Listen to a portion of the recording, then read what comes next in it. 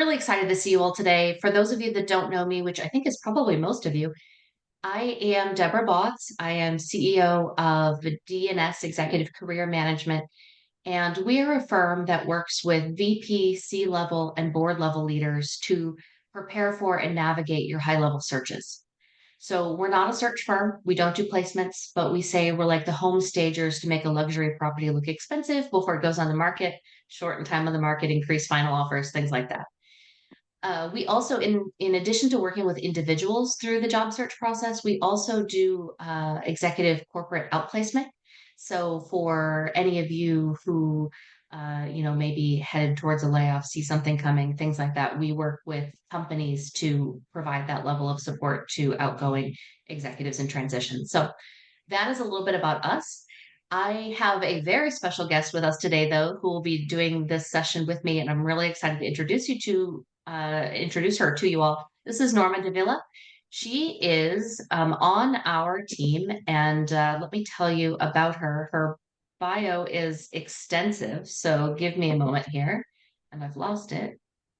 There we go. So she is on our team here at DNS. She leads our coaching practice and touches just about all of our clients at some point throughout the process of their work with us. So Norma's work is greatly enhanced by her PhD in psychology from the University of Chicago and her bachelor's degree from Yale. Her industry-leading certifications include the Certified Career Transitions Coach, Certified Interview and Compensation Negotiation Coach, both from Career Thought Leaders. And she's also a certified professional career coach and professional resume writer, both through the Professional Association of Resume Writers and Career Coaches. Additionally, she formerly held a designation as a senior certified professional for the Society of Human Resource Management, so the SHRM SCP. And she has co-authored several books for the Association of Talent Development, ATD, and is an international speaker for organizations such as SHRM, Elevate, AATD, and many others. So she is an absolute expert when it comes to this space, and we're so excited to have her with this conversation. Thank you, Deborah, for inviting me, and thank you all of you for being with us this morning. Absolutely. Thank you. And in the background is Carmen Poff on our call as well. She's kind of hanging out there. Most clients speak to Carmen at some point in our process as well. So she's in the background if anyone wants to shout out to her. She's in Portland, Maine, up here with me. And for those of you that might not have seen in the chat, Norma Davila is in Puerto Rico.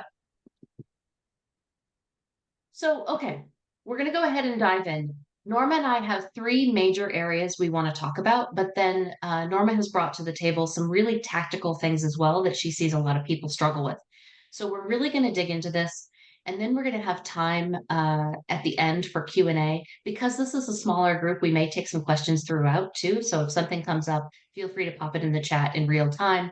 If we're able to, we'll do it. If not, we'll get it at the end. But what we really want to talk about is that it's no secret right now that the job market is weird. It's a tough job market right now.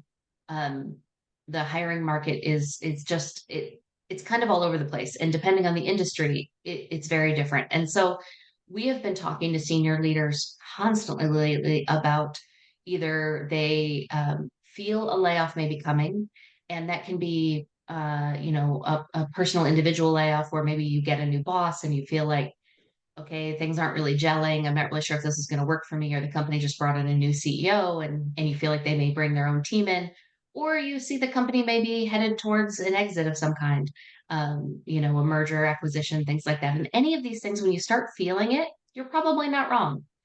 And so we have conversations constantly with senior leaders saying, I just want to be ready. I want to make sure I'm ready for what's next. I don't want to be caught off guard.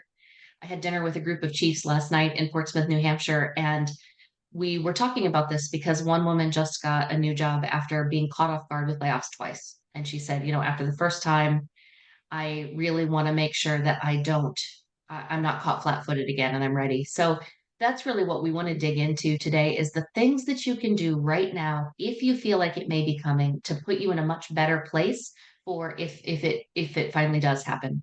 I know I talked to another woman yesterday who I'd originally talked to in April who said, thinking about making a change. I've been at my company 25 years. I'm not really sure what I want next. we didn't get started on anything. We didn't do anything. And she reached back out yesterday and said, the company made the decision for me.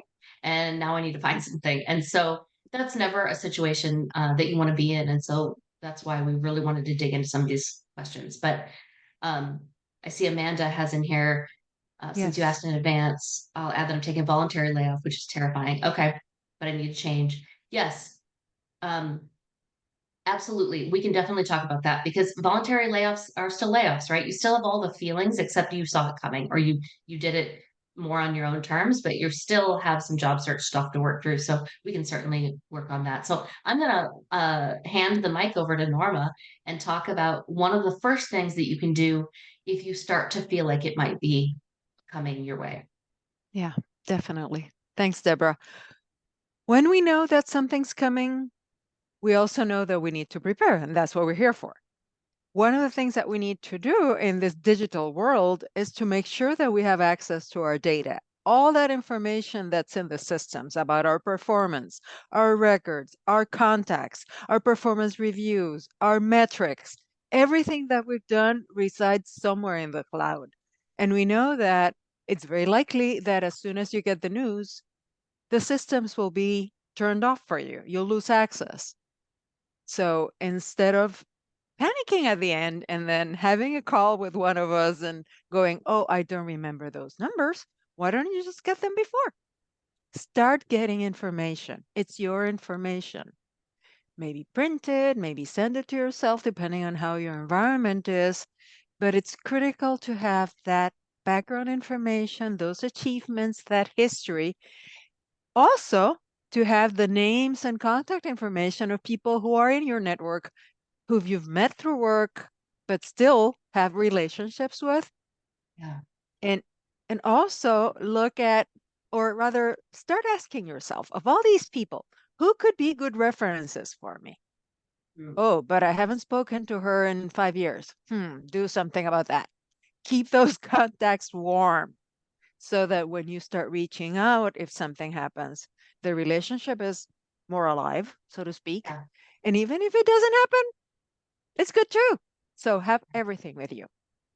Deborah? Such an important point. Yeah, start warming up your network so that so that you don't have that awkward conversation of, oh, I haven't spoken to you in 5 years, but now I need something, right? And that can be especially uncomfortable for women. So if we start warming things up now, and then, yeah, with your contact information in your past email records, you're going to have all of your vendors, partners, clients, current and past, and coworkers, things like that. Think about all of those people because that is your network and sometimes we don't think about people that we, had as clients or vendors or, things like that. And so we want to get all of that data because it could happen when you least expect it. I'm going to call Carmen out on this call because um, her job before she worked with us at DNS, she had made it through 2 rounds of layoffs, didn't see the third one coming, and got kicked out of the system in the middle of a Zoom call with a client. So middle of the day, kicked out of a Zoom call, kicked out of all of the systems, couldn't get anything, and had to send her work laptop back that business day. And so had she not been preparing, she wouldn't have had access to anything, and then ended up having to go back to the company later and ask for her employment records and her performance reviews and things like that for the resume. So you may not see it coming, and you're not going to have the time or ability to get back to that stuff later. So have it in advance just in case. Yeah, even if you are not planning on leaving the organization or are not dealing with a potential layoff, it's always good to have all this stuff ready and available for you. Yep, absolutely. It never hurts to have those things. Middle of the team call resolving. Oh, that's fine, Natalia. Nope. Oh, that's awful. So the layoff came while you were in the middle of a team's call resolving issues? Yes, they called me they came into my office in the middle of the Teams call. And I told them, can you give me a moment? I need to finish this because I was in the middle of explaining what needs to be done. And they said, no, we need you now. Oh I no. had to put myself on mute and go with the team who came to pick me up. And once I walked into the meeting room, I understood what's going on. But Right. yeah. Oh, that's awful. And it's so jarring. Even if you see that a layoff may be coming, that second and that time, I mean, that's hard. And it's really emotional, which brings us to our next point, right? Because if you think something like this is coming, it never hurts to start your resume, prepare your documents, your job search strategy, well, certainly your resume, but your LinkedIn profile, all of these things ahead of time. Because even if you see it coming, once it happens, everybody is very emotional, right? It's a hit to your ego and your confidence. You go into crisis mode about your family and your finances and what's next, and an existential crisis about whether you'll ever go back to work again, or if you die alone with your cats. Like, everyone has these feelings at every level, and you can't write a standout resume and a standout LinkedIn profile and position yourself as a top talent leader in a really tough market without having your documents written when you were at the top of your game, right? Because coming at it from a place of crisis and maybe not having the information that Norma had mentioned, gathering all of this stuff, will make all of your documents weaker, and it'll make the way you show up in your networking calls and your LinkedIn profile and your interviews all much weaker. And then you're not going to be able to compete for these high level roles and the highest market value you could if you don't have these things. And so it's always best to have the resume ready. Best case scenario, you never need it. Um, I mentioned this at dinner last night, but people will ask us how many of your clients with our firm, how many of our clients get jobs in the next, 60 days, 6 months.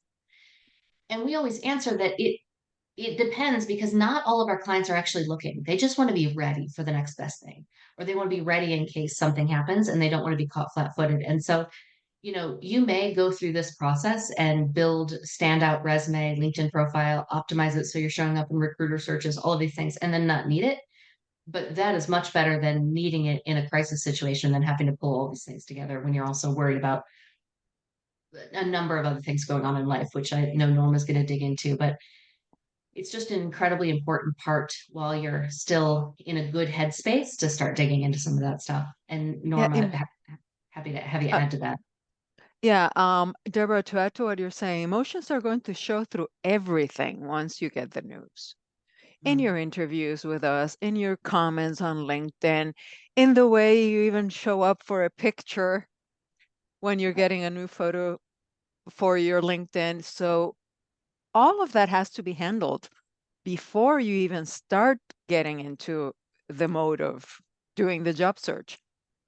Because otherwise, people are not going to respond to you the same way. People want new employees, new colleagues who can jump in, get things done, be happy, and not come with this emotional load right. with them. So it's better even to just give yourself a couple of weeks to let things go, handle Mhm. your emotions, get yourself together, and then get into what we're talking about today if you haven't done it before. And that's again another Absolutely right. advantage. Right. You're absolutely right. I mean, when people call me day of a layoff, or, a couple days after, whatever it may happen, if they haven't started the resume process already, and they don't have those documents yet, or maybe they do and they're like, okay, I want to start my job search today. I always advise people, if they have the opportunity. I know not everyone has the luxury of time. I understand that. But if you have some time, if you have some runway for your job search, if you have some severance, whatever it may be, take time off, to decompress a few weeks at least. Maybe you left a toxic environment and you need to kind of let some of that stuff go. Maybe you got laid off unexpectedly and you're hurt and you feel betrayed and you feel, all of these feelings that can come up, right? Whatever it may be, you have to take some time to decompress. And what I'll tell everyone on this call, I'm going to assume everyone on this call is a type A woman. If we weren't type A, we probably wouldn't be in the roles that we're in, right? And so sitting at home and staring off into space and watching Netflix and eating snacks, um, feels like a waste of time, but it's not. Think of it as a to-do item on your checklist of your job search, because it's wildly important to showing up in your best self in your job search to take that time to decompress. So think about it as a to-do item, an action item, because otherwise, I know myself and many of the candidates we work with, just sitting and waiting is really hard. Yes, and I think that's a great transition for our placement work because what you just described happens a lot there too. Absolutely. So yeah, hop in and talk a little bit about outplacement, what it is, how you can negotiate for it, what that looks like, what can it can entail, all that stuff. Yeah, great. Outplacement can be negotiated as part of your severance package.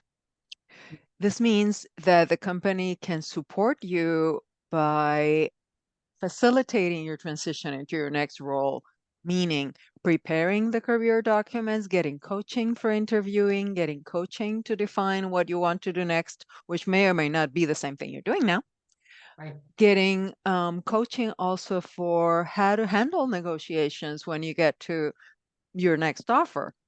All these topics that have something to do with your career are part of placement services. Some companies offer it on a group basis. I don't recommend that for executives because I think that at your level, you want highly individualized services where you connect with your coach and you work with people who take you through the entire process, even telling you, like I've done, you're not ready for this today. What's going on? Right. And boom, there goes the decompression. So it's better to work with people who've been there, who've done this before, and who know how to tailor the approach based on where you are in your process, regardless of all the other documents and things that have to be dealt with. Right. And it's something also that even if, let's say, you get it as part of your offer to your severance offer to leave the company, your packet, and you don't like whatever is being offered to you, like maybe you have heard negative things about the group or you don't like that it's remote, whatever. Sometimes you can negotiate to get the like a stipend or some funding to go find something else, somebody else to do that work for you. Right. Something to keep in mind. And that's where we can come in and help you because, as Deborah said at the beginning of the call, it's one of the services that we provide. And I started my career doing outplacement services. Yes, Norma is our resident expert in outplacement and just what that transition looks like from start to finish because it's hard and companies can be going through all sorts of things. So typically a company will call us or a leader any a senior leader at a company will call us and say, you know, one contract we have right now is the company's being sunset. They're selling off the IP, but the team is going to be let go and we know 6 months in advance and we want to prepare for this and we want to offer this we want to negotiate for our C-level team to provide, you know, to have this access to high-level services for senior leaders. They're going to offer outplacement support through, you know, a larger firm that does general employees, middle, you know, mid-career professionals. But for that senior level team, they wanted a higher level of approach. So there's all sorts of reasons why a company may offer it. Unfortunately, we had a company recently who they offered it because the company was going through some financial issues. They weren't able to pay out the bonuses their team had earned. And so in lieu of that, they offered this support. And so there's a lot of different opportunities for you to advocate for yourself to get these services. Again, it doesn't have to be with us, but regardless, you know, work to get the support you need for your search. And that can also include benefits payments as well. So I have a good friend who's global marketing leader. Um, her whole team was downsized recently, and they negotiated for outplacement support, certainly, but also 3 additional months of paid um, Like health insurance, benefits. maybe? Or health Yeah. benefits. So Okay. it's one of those things that just because they offered you something doesn't mean that has to be the end of the conversation. You can negotiate for further. And that's one of those things that, you know, sometimes people will call us to help with negotiation of like, let's look at this severance agreement. Let's see what else we can ask for.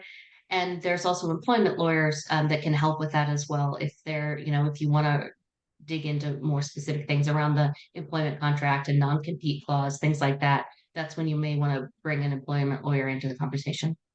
Yeah, and without placement, you can sometimes even start it before the layoff happens. Sometimes companies offer that benefit. I've worked with clients before. And it's also well, something that you can negotiate because you may not be ready to start before you leave the company. Right. So bottom line, ask your questions, make sure that what you need is addressed, Mhm. and then take it from there. One size doesn't fit all. Um, questions about anything we've covered so far before we hop into Norma has some really specific tactical options as well that I think are really important. But is there anything that has come up for any of you all that you'd like to talk about right now? Any other examples anybody would like to share with us?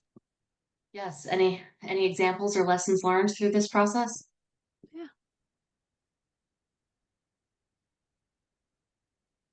All right, great. Well, I will pause there then. And Norma, tell me a little bit about, Yes. I know we talked, from your um Oh, well, decades of thank you, experience Nicole. in this space.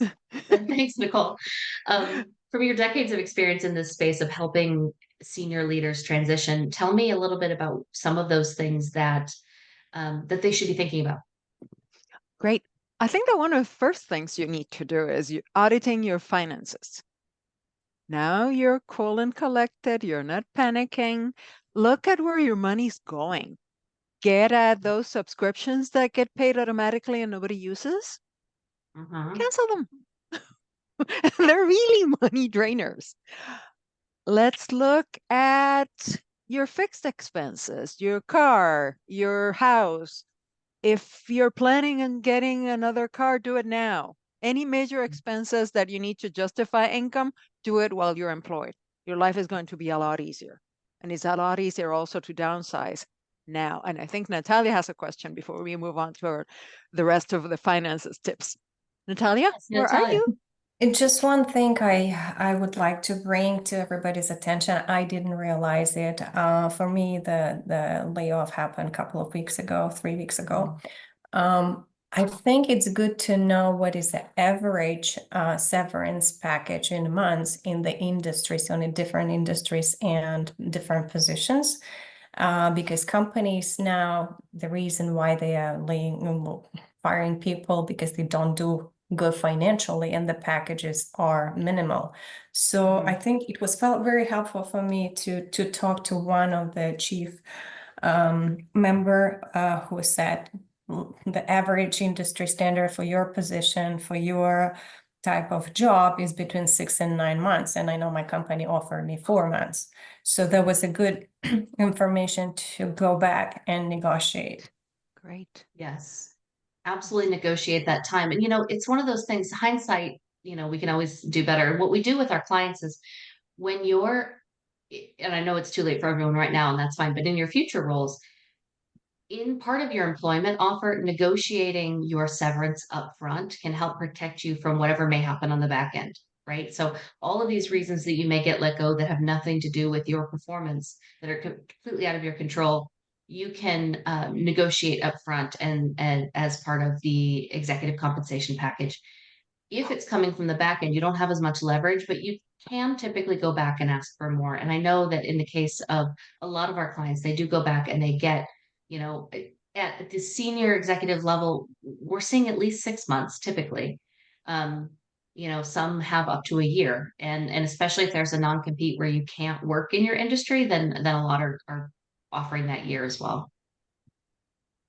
Yeah, sometimes it's better. Well, sometimes it's better just to get everything in line, even when you don't need it, which is Right. part of what we're doing today. And in terms of finances, which is where we were, and thank you, Natalia, I think that fits very well with what we're talking about because it gives you more room to breathe if you have more months of coverage. Yeah. And you may not have to use those credit cards to cover your expenses, which you want to make Right. sure that they're clean. I save one totally empty just in case there's an emergency and I need to just grab money from somewhere because you Right. don't want to tap either into your investments or retirement funds. That money you will not be able to get back. It just doesn't happen. Also, any major home repairs that have to be made or any other big expenses, do them while you're employed and then Mm. start planning what you're going to be doing next. If you've been waiting to replace that air conditioning system that freshens up your entire house, do it now. Right. Don't wait until you're not employed because everything else is going to get in the way. And then Mhm. things go down from there. Also, in terms of taxes, start putting money aside because you don't know how much you're going to have to pay unless you can find out in advance. And for benefits, something that Deborah was saying is to check on your beneficiaries. I've had clients who forget to remove their former spouses and they end up getting the benefits because Yeah, it's too that's late never a to change that. Yeah, never a fun conversation. Look at your beneficiaries. Look at see where you can save some money in the benefits and know that Cobra isn't your only option. I think a lot of people, you're offered Cobra and so you pay whatever it is to keep the insurance that you had, but it's often not your best bet. And a lot of times switching to the marketplace in whatever state you're in is a much cheaper option, especially because if depending on what your income situation is going to look like for that next year, you may have some credits, things like that. So think about options outside of Cobra. Look at the marketplace. If you've never had to use it, sometimes people are concerned about what that looks like or how expensive it is or everything we've heard in the news. I've been a marketplace user for 8 years now, and you can look and see what the options are without actually signing up. So it's a good option to just see, okay, is there a way to get your immediate healthcare coverage done in a way that isn't wildly expensive like Cobra can typically be? And also a way to bundle your insurance and all the different policies that you have. Sometimes it's cheaper just to bring them all under one group, like your home, your homeowners, your equipment, your liabilities, all of those. I get discounts because mine are bundled together. So it's Right. ways to trim expenses that always help anyway. And also something that you want to do related to healthcare is to get your checkups. All those things we keep saying we'll do later, later, later. Do it now. Take care of yourself for what you're about to deal with and also to use the benefits. Just think it's already paid for. Yeah. Take advantage of it. Get your dental work done, get your kids in for their checkups, do all the things that you don't, I know you'll have more time after the layoff, but right now the benefits are covered. Amanda asked, is there a standard on how you get paid out, i.e. lump sum or overtime? It depends, and it's something that you can negotiate. Um, Companies sometimes will pay a lump sum right out of the gate to, and that's part of your severance. Some will pay over time. I know we have a client right now who went back to negotiate for more time but they didn't pay severance at all until their negotiations were done. And then they started the severance payment and then it was over time. So she got 5 months total and it was paid out over time, but starting like 2 months after she actually left. Now, a lump sum in the beginning is best for you because then you can start applying for unemployment immediately. You can't necessarily get unemployment benefits while you're still being paid severance out by the company, but if you get it in a lump sum, then you're allowed to start taking unemployment benefits. So it kind of goes back and forth, but it's part of the conversation. Yeah, and definitely you want to look at the tax implications. Yes, absolutely. And that varies in different jurisdictions. So now that we're talking about getting out there and being ready because you're healthy, you're getting checkups, you're getting ready to face the world, dial up your visibility. Start going to events, start going to virtual events like ours. All those networking things that we talk about, it's time to just amp them up because you want people to see you, recognize you, see how great you're doing, and want to bring you on board. Yes, elevate your executive visibility. Get out there, especially if you have a deep internal network. But a lot of times, we're heads down, we're doing our job, we're doing our day to day, and we're not going to those events. We're tired at the end of the day. We've got kids doing Yeah. the things, whatever. We don't want to speak at that event because we don't want to take the time to travel. Like, get out there, start speaking, start going to events, start joining these kinds of events. One of the networking um, kind of hacks I like to do if you're looking to expand your network is to go to webinars where your key audience is going to be and send connection requests to the people that were in the call because you have a natural reason to reach out. Hey, so and so, I saw we were both on the webinar about what to do if you're preparing for a layoff. I'd love to connect and start from there and start building out that network that way. Yeah, it's really about building relationships. We call Mhm. it networking, but we're really talking about building relationships and making sure that you know people and people know you. And this takes us to how you contact those people. Get your own phone. Oh If you yeah. have a corporate phone, if you have a corporate laptop, it's time to get your own materials and your own equipment. Maybe get it a different color so that you don't end up answering the wrong one, using it, the one you don't want. As long as it's there, use it, because you want to make sure that you keep always thinking about the fact that all of that belongs to the company and everything will be back as part of what you have to return. And where's your stuff? Well, you have your own equipment and your own things and your own office and the space where you can do your job search comfortably from home and have all these calls without having things go a little weird in the environment around you. Norma and I are both working And with a C-level leader at a very large company, and her only phone is the company's phone. And so she was very concerned about, making sure that we didn't text her or anything that may show up on her phone, and where we email her at and all of these things because she doesn't want any of this stuff tracked in the phone. That's fine. We can certainly work around that, but eventually she's going to need her own phone, and it just makes life a lot easier if you're not playing these clandestine games, right? And you have your own phone that you can use for your job search. yeah, and your own computer and your own home space. And speaking of home, one thing that I want to make sure that we address is the how to talk to your family about it. Hmm. I've heard stories of people blowing it off, not telling anybody, oh, yeah, I'm fine, just grumbling. People who know you are going to know that something's not right. And their imaginations are going to go wild. Right.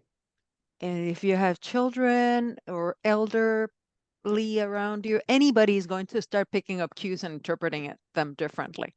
So my recommendation is to be upfront about it, be cool, be calm, and explain what happened in terms that people can understand. You know Right. them, you know how their vocabulary, you know how they phrase things, and then reassure them that everything is going to be okay. Hmm.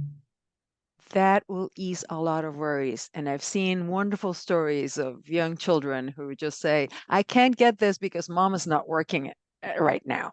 I'm going to wait. And those heartwarming stories tell you a lot about how families come together.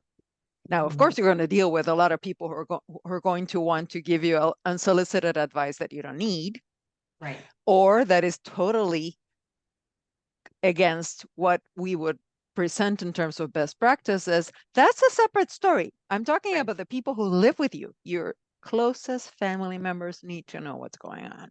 Hmm. Everybody else, simple, straightforward. Oh, I'm looking for, or I'm transitioning. Oh, giving myself the opportunity to whatever as you approach your network. But really, dealing with family is important. Knowing that, oh, good question, Claire. I'll get to that. Oh, I think I'm the only one who can see it. Yeah, no problem. Um, Knowing that, I have a client right now who had a recent layoff and she's taking some time off to kind of decompress a little bit. It was not a great situation and the layoff wasn't great and she's really struggling with that piece of it. And so she's taking the time off that she needs to take. But her family, her close family members, so her sister and her father are seeing her sit on the couch and watch Netflix, right? And and they're not seeing that she's taking that time to decompress. And so, but she's a type A person. They're not used to her sitting around. And so they're kind of pushing her on, what are you doing next? And how, how's your job search going? And all of these things. And they keep asking and asking and Mhm. asking. And I needed to remind her that they're coming from a place of love and concern. It's stressing her out and she's feeling uncomfortable, but they're not meaning to, right? They're trying to help with the tools that they have, but they have never had an executive job. So they don't understand, number one, she's got time. And number two, that she needed to take a little bit of a break before she starts. What will be, I mean, the job search is hard. And right now, the job search we're seeing, depending on the industry, can take 6, 9, 12, 18 months. It's a long slog and it's a long time to keep up something. And so taking a beat is really important. And I know that's a little bit off topic, but I did want to talk about the time component because, the job search Important. for your level can take quite a bit of time. And so needing, knowing that ahead of time and going in and not panicking at month 2 that you don't have something will help kind of putting it in perspective. Yeah, and I think that's also why all these tactical things we've been talking about come in and are so important because if we're looking at a long stretch, we have to plan for expenses and to cover everything that we're going to need. And something that I forgot to mention before was that another component of the job search is your job search budget. Yes, it's going to cost you money. It's investing in your future, but you need to look at all the subscriptions you're going to need, your memberships, the events, the clothing you're going to need. When was the last time you wore a suit for an interview? Do you need a new one? Do you need a makeover? All that costs money. And your internet and your backups, because these days you can't rely only on one service. You need at least 2 internet providers to make sure that everything runs smoothly. I have 3 systems here, I think, just to have my backups. Yeah, I tend to be a little exaggerated, but it works. So plan for those expenses, get those numbers, trim what you don't need, and make sure that you stay on target, because again, emotions are going to run high. And if you don't have to worry about what you're going to be doing to pay X or Y, you're going to be more relaxed and everything is going to flow better. Yep, absolutely. I'm gonna pause real quick and then take Claire's question. Claire asked, when would you reach out to recruiters, if at all? We can absolutely talk about that. Before we do that, I wanted to do 2 things. Shameless plug to reach out to, actually, everybody, I'll put my contact information in the chat. I will Connect with too. us. We share a ton of content daily on the job search strategy for executives, senior leadership tips for resumes and board seats and all of that stuff. So make sure to connect with us. And then also, if anyone is interested in support on your resume, your job search strategy, elevating LinkedIn, connecting with recruiters, preparing your interviews, all of that stuff, please reach out to Carmen and she'll put her information in the chat as well to schedule a call. Even if it's just with Carmen to have a conversation about what might be coming up, how you might be able to pitch severance to your employer, all of these options Carmen can help with, because it's one of those things that, sometimes people don't have a straightforward need, and we can talk about where we could potentially help. So She's very good at asking um, the right questions. yes, exactly. It is a low pressure strategy conversation about what's going on. Um, and let me pop my information in the chat here as well. Okay, well, you Um, do that. I wanted to get to something that we did not mention before when we were talking about company property. Something you want to keep in mind is that everything that's on your desk is going to stay there if you're escorted out of the building. And you're going to have people messing and putting things in boxes. You want to leave elegantly. So the best way to do that is to anticipate that this could happen and keep the minimum stuff on your desk. right. So that you just grab your purse, grab your bag, and off you go. And everything else that belongs to the company stays with the company. Let them deal with it. Right. You don't have to come in on Saturday when nobody's around and get your 5 boxes. That's not nice. So again, Not a good your look. purse, your bag. Yes. You don't want It to be wouldn't one of look the memes with the box and the office plant and the thing, that we all see. Like, don't take everything out that you can. And Norma brought up a good point as we were having a conversation yesterday about this. Every day taking some stuff home with you so that it's not looking like you're cleaning out your office. Maybe leave a couple of pictures out, things like this. You don't necessarily need to look like you're vacating, but start cleaning some of that stuff out. Some of the, I don't know about you, but the file drawer that's just full of different pairs of shoes or office suit coats. I know, when I had a desk in an office, it always was shoes and suit coats in there. Take some of that stuff out, because again, we don't want one of our now former coworkers putting all of our stuff in box. Yeah. You're not gonna, it's just not going to feel right. And you want Right. closure as soon as you can. So it's in your own way, leaving on your own terms. If you have everything set up for yourself and you just leave with your purse and your bag. Yeah. And just that way, when you do the escorted walk out the door, you do it with your head held high and you're not worried about, oh my God, they're going to find all my sticky notes about crazy things in my desk and they're going to, all these things. Yeah, it's company property. Mm-hmm. So are we ready for questions and comments, Deborah? Yes. So I would love to circle back to the question about when to reach out to recruiters. So I'd love to talk about this for a second, because there's Yes, 2 please. things you can start doing. I know we talked about um, we talked about, starting to activate your network, and that can include recruiters. But before you start activating your network about a potential job search or specifically recruiters, you need to be clear on what you want next. Um, our network want to help us. We have to make it easy for them, though. And so, what you don't want to do is send a message to a recruiter saying, I'm open to new opportunities. Please see through my resume and let me know if you have anything that would fit my qualifications. They are not going to do that. They don't have time to look at your resume and see what boxes you fill and things like that. What they will do is if you reach out and say, I am open to a new opportunity in the XYZ industry doing XYZ, here's my resume for further information. That way they know exactly where you fit and where and what box to put you in, what opportunities to look for. And same thing with your coworkers, right? Or your network, not your coworkers probably yet, um but your network and things like that. As you start to reach out, number one, there's the warming up we talked about, which is just reconnecting with people, and that's different. But when you start wanting to have conversations with recruiters and then maybe, people in your network to find a new opportunity, that's when you need to get really clear about what's next. And sometimes with our candidates, we'll do that, right? We'll have the conversation. Norma's actually absolutely fantastic at this.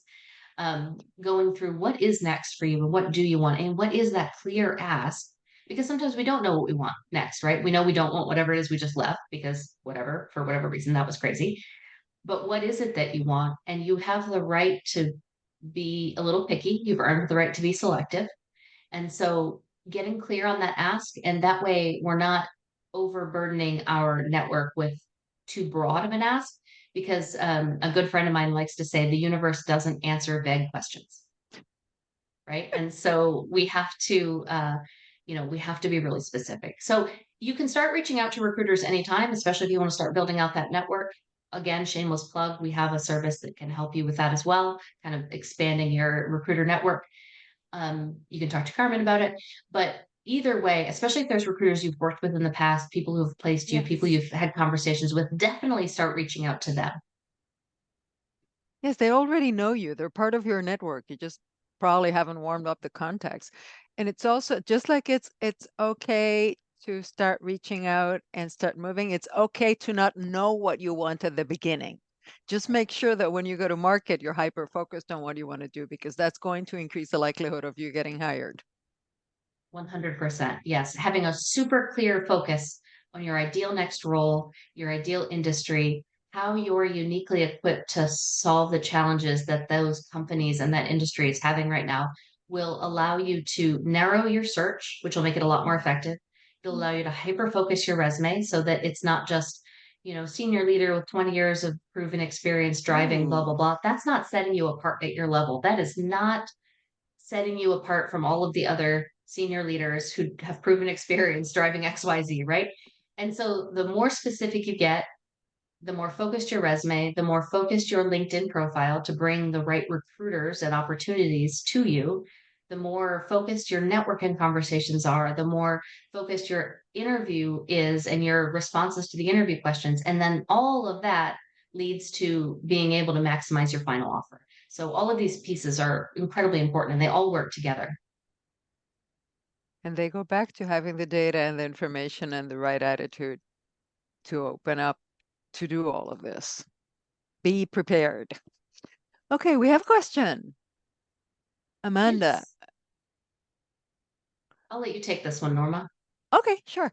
She's saying, do you have any advice on how to get more of an idea of how hiring managers will see me as a candidate? Advice for informational interviews. Yes, we do. We have some questions and some guiding information that we'll be glad to share with you about how to approach people for what now we call research interviews. Mm.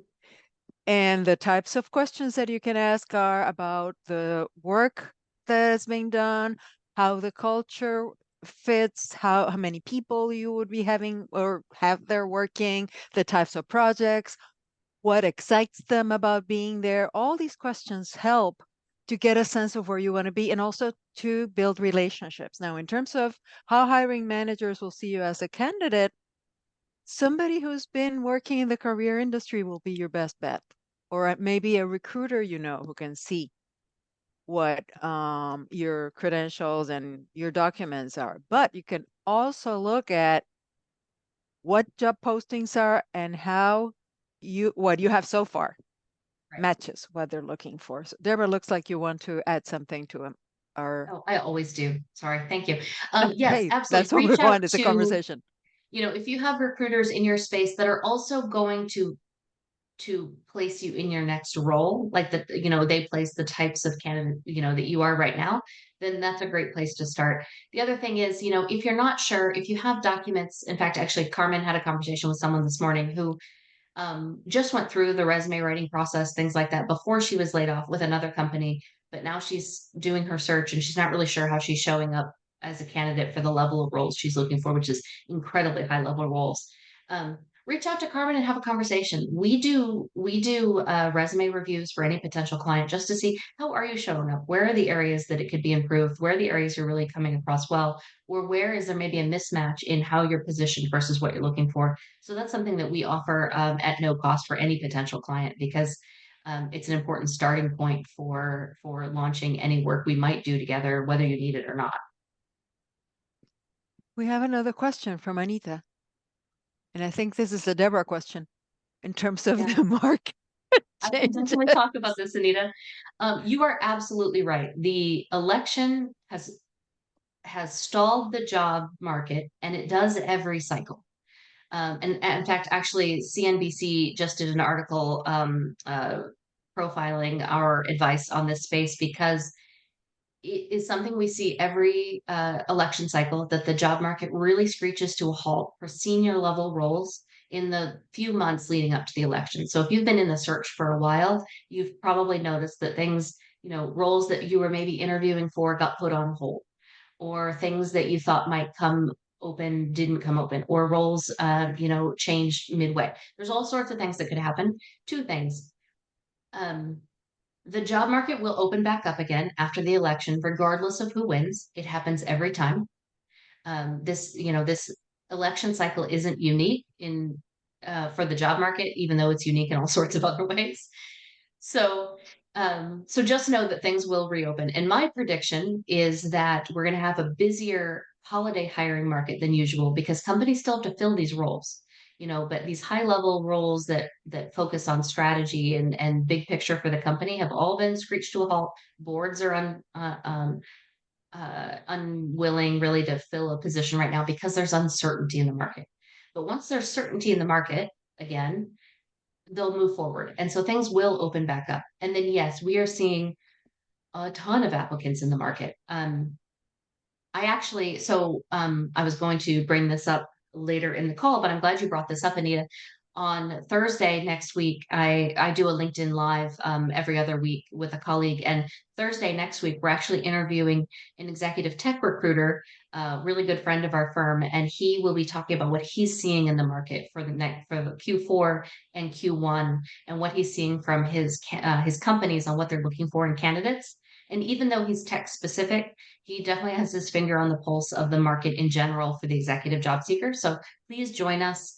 Carmen, if you can put the link to that event, people can RSVP, but that'll be a great one to kind of hear his thoughts on what's going on in the market. But the market is saturated, and um, and what I would suggest is don't spin your wheels trying to do what you've always done in your job search, especially if you haven't had to take yourself to market at this level. Most of our clients have built careers through their network, getting promoted, getting recruited, and they've never had to take themselves to market at this level. And the executive job search is different. The way you go to market is different. The way you compete against top talent candidates is different because you're not competing against who's in your company for promotions. You're competing against everybody else who has deep expertise. And so that means your job search channels are going to be different. Applying online is not going to be a good choice for you. And it's not going to be a good choice at, use of your time. Working with recruiters can be a good choice if you're looking for an apples to apples role. If you're looking to make a big career shift, that's not going to be a good choice either. And so then we need to look at focusing on companies and focusing on networking and how are you going to go about that? And that's something our firm can help with. It's something that we speak about and post about a lot. So follow us for more information.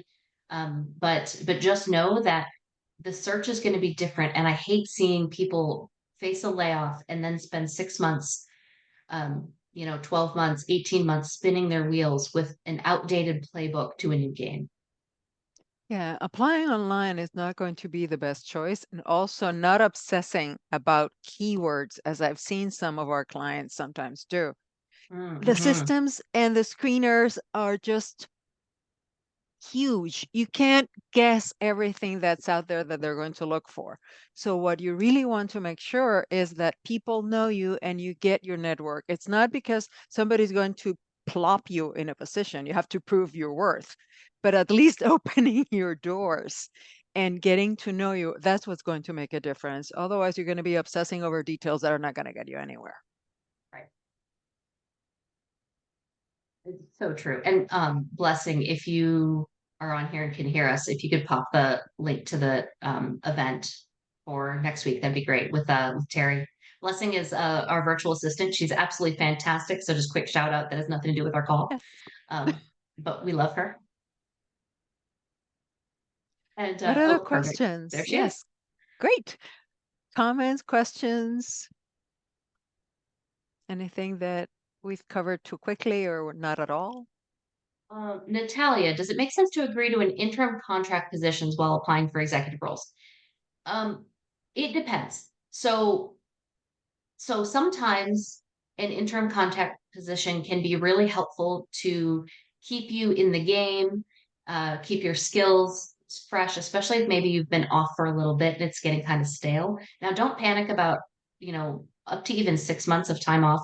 Time off is more acceptable now for your job search. So even if you've been off up to a year, people aren't really concerned about a gap in your career. And I think sometimes people take these interim positions because they're afraid of a gap.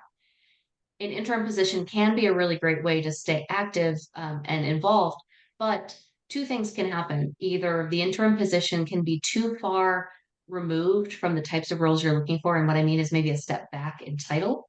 And that's going to hurt your chances of getting back to where you left off, especially for women. When we take steps back in our careers, it's even that much harder to get back to where we left off. The other thing is the interim position can take up all of your time. A job search is time consuming. And if you take an interim position that maybe is supposed to be 20 hours a week, but balloons into 40 hours a week, and we're all type A, doers. And so we get our heads down and we're doing the thing and we're busy and we let our careers go again as secondary, and you're not managing your executive career in the direction you want it to go. That can be something to think about. So, not a bad thing. Um, but you need to think about it for your own unique situation. And do you have anything to add to that, Norma? Yes, actually, I was thinking about the consulting projects that people may think are going to be the greatest answer to their problems. And then many of us may find ourselves in a situation where we're used to giving instructions and direction to people instead of giving opinions that they may take or not. And that's a totally different setting that takes a different mindset. You may or may not be ready to make that switch, or you may or may not be ready to stay in that field forever. So those are questions that you need to ask yourself before you start jumping at the first consulting opportunity that comes along, which is Mhm. also related to the contracting work. It's really consulting, it's usually contracting. But don't think that because you have deep expertise in an area, you would make this wonderful, great consultant. You have to Right. balance a lot of other factors. It's a different level of work. And a lot of people will say, well, now I've left my role and I want to just start consulting instead. That's fine. If you want to start, but you have to know that you have to line up all of those jobs. Consulting in your industry is a sales job first, because you have to sell yourself in a sea of other consultants for work. And some people do really great at it. And some people that's really uncomfortable and they don't like the hustle. And I use that word, a little flippantly, but the hustle of constantly lining up your next gig can be really exhausting for people where that's not their natural state, right? Maybe you're a chief compliance officer and selling your services is not something you really want to spend your time doing. So think about those things. Uh, so yeah, Natalia, happy to chat about that too offline about whether a specific opportunity is a good one or not.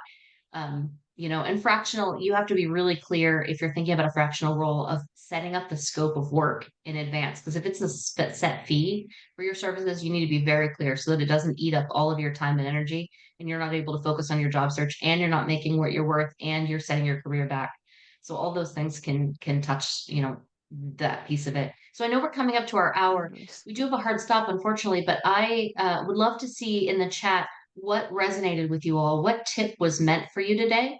If you could pop that in the chat and just let us know what you really felt like you can take away from today's call and do immediately. Um, and I'm really thrilled that you joined us all. I hope it was helpful. Yes. And I Thank you for hope joining us. Thank you for being here, asking questions that prompted our discussion. And please reach out to all of us. We can answer questions. We can give you some other information. Anything goes. That's what we're here for. You can tell that we love what we do. Deborah and I are very passionate about this, and Carmen keeps us straight doing what we need to do. yes, absolutely. It's something that we are passionate about, and we're having this conversation constantly with senior leaders who either think a layoff is coming or have just faced a layoff. And so we just want to make sure that you have the support and the tools that you need. Um, and yeah, keep in touch with us. I will share the recording of this in the event the event space later, and then I'll send it to you all in a LinkedIn message as well, so you have access to it. And I love to take away that to talk to my family. Yes. Yes, I'm glad. I'm glad that helped. Yeah, being proactive, sending materials to ourselves. Great. The new playbook. Yeah, just let us know what else you would like Deborah to bring up in a future event too, because you Absolutely. can see Yeah. that this has all these little tentacles. We could talk about any one of the things that we brought up today in a whole hour session.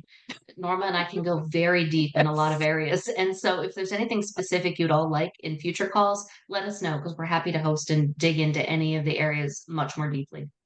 We could nerd Yeah, out all day. please. Oh yeah.